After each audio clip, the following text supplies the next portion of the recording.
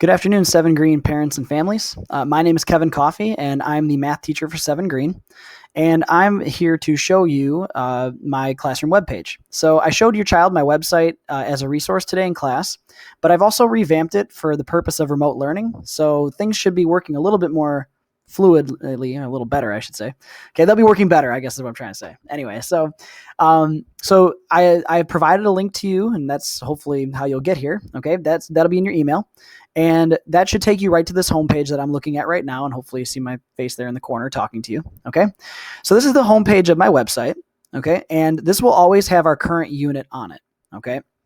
So you'll see that I have a couple links here, and I'll make these bigger before, I'll make the font a little bigger so it's a little easier to see. But the Cycle 1 video resources, if you click on this will take you to any videos that we've watched in class. So any videos from other people, and there's actually situations for other units where in the past I've done, I gotta find one, hold on. I've done online reviews with students before tests. So sometimes you'll see my live stream from the past. Okay, so if I've done a live stream in the year past, that will also be on here. So you can see I've made a couple videos. Any review videos I've made would be here, I guess. So anyway, so that's what that will take you to. That'll take you to the Cycle 1 videos. These are videos, again, that we've watched in class or videos I've made or any reviews I've done with students. Okay. So the next one is our notes from class, which is very helpful. Okay. So if I happen to be talking too fast for your student, or my handwriting isn't that great sometimes, all of the notes from class I post on this page, okay? And any examples I do digitally, I take a screenshot of that and I toss them up here. All right, so, and these are today's notes. So we actually did this morning, okay? And my wife insisted I translate, my sloppy penmanship to make it look a little cleaner for them. So I do try to do that when I can, okay?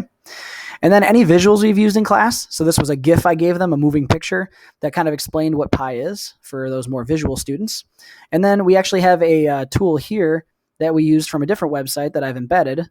So students can use this just as an example. Students were able to use this to kind of see what circumference is and how that relates to a linear measurement. So again, any tools that we use in class or any visuals will be on this part of the web page, and any notes we've taken. Okay. So that would be, again, going back to the home page, I got there from clicking on this link right here. All right. But this is the big one. All right. These are the big ones for parents. All right. I know, again, math has kind of changed over the years in terms of how we teach it. And I know that can sometimes be frustrating for parents and family members and siblings who are trying to help, your child. So what I provided here, this comes directly from our textbook. There's the topic summary, which tells you kind of all the parts of the unit we're going to go over and the learning goals. So that's here on the left. All right. But on the right, we have this family guide.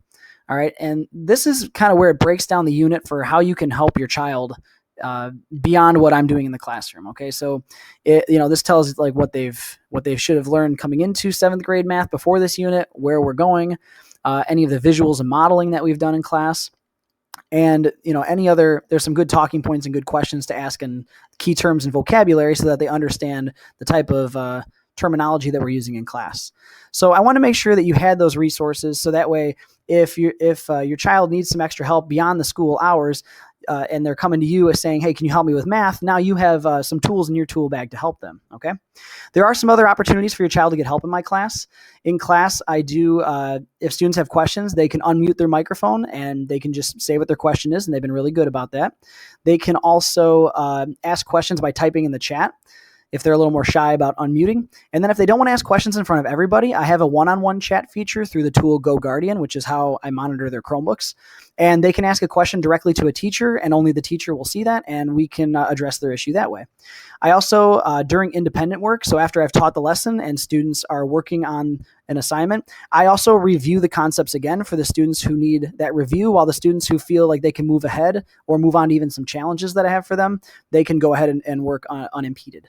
So beyond the classroom, though, I also have my office hours. So at 2:50 to 3:20, I do a second review, and students who have any questions about anything math related, they can come and ask those questions and get them answered. And again, I also do some additional reviewing. And then if they're still lost, again, they might be coming to you at that point. So this website will be a good resource for you to be able to look at the same kind of learning tools that we're using in class, and then you'll be able to best assist your child. So I hope that helps, and I look forward to meeting you all at Back to School Night.